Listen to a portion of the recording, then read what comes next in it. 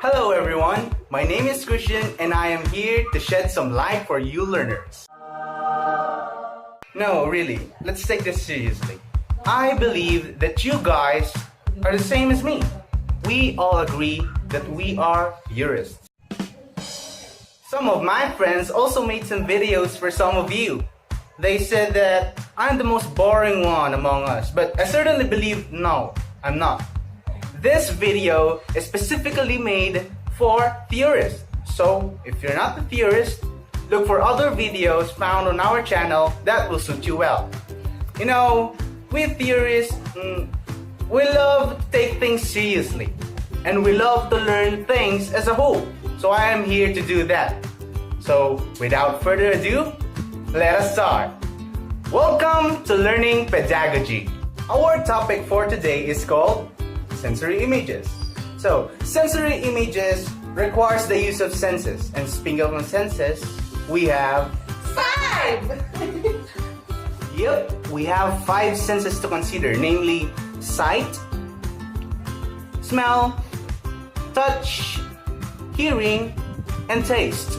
So now that we know those 5 senses involved in sensory images, let us go deeper into our topic. Creating sensory images is a strategy readers use to think more deeply about a text. It is when a reader combines their schema and the information in the text to create an image in their mind. Alright? Sensory images will let you picture something in your mind, creating a mental image for you to understand the meaning well and at the same time have a clearer view of the scenario. So when we are talking about sensory images, we have these clues or tips that we can use.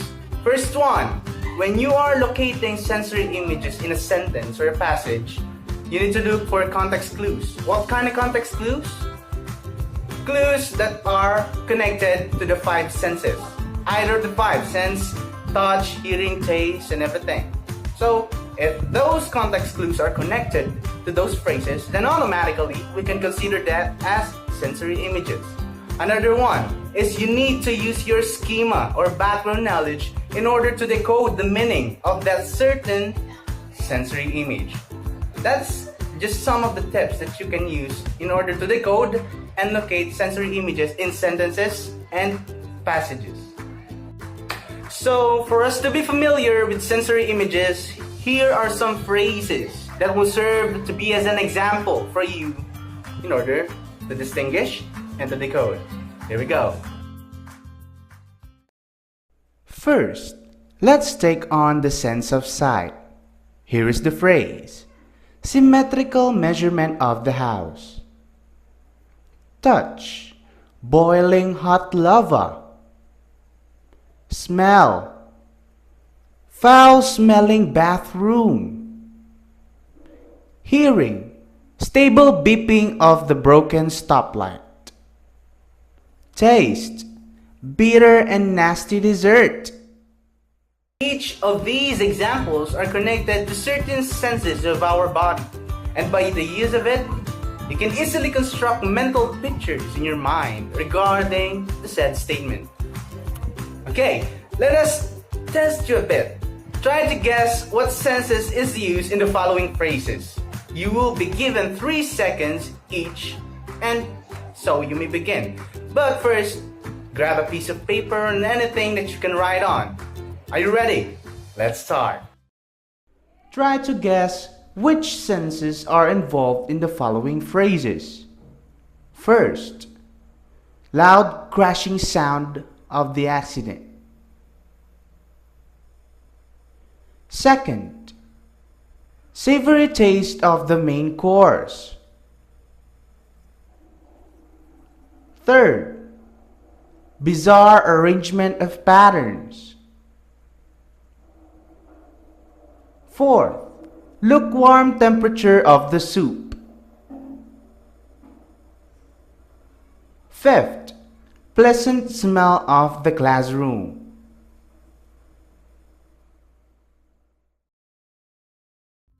Oh, so what? Have you written your answers? Let's check. Here are the answers in particular order.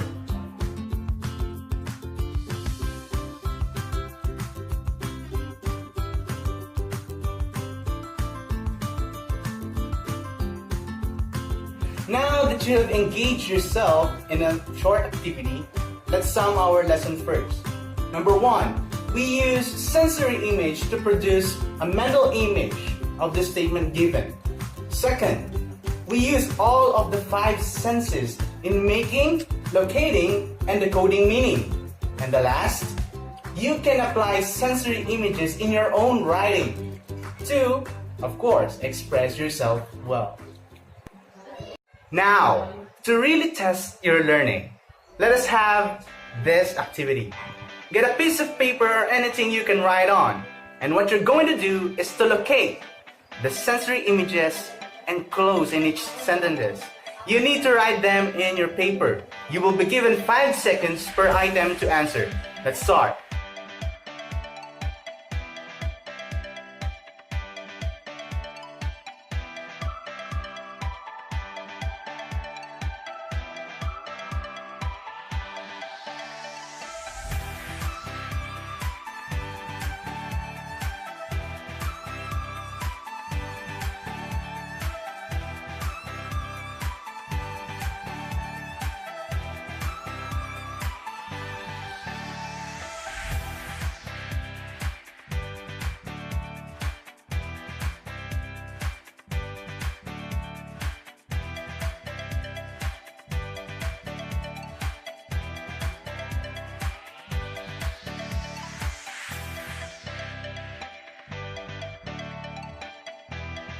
Well, are you done?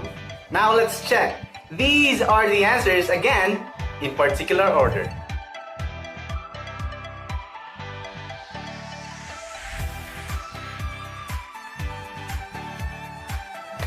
So, how did it go? Who got a perfect score of 10? Very good, everyone. Okay, so before we end this lesson, let us first have a recap. Okay, so sensory images is very important. Why? Because these are the things that makes a mirror word very lively. It makes those sentences alive in our minds, and for us to picture something that someone wants to convey, we use sensory images. Okay, thank you everybody. By the way, post down the items you find really difficult at the comment section below. And you can also submit your own sensory images that you find interesting. So, thank you. Thank you. Thank you for your time. Don't forget to check out the other tutorial videos in our channel. Stay tuned for upcoming tutorial videos. Ciao!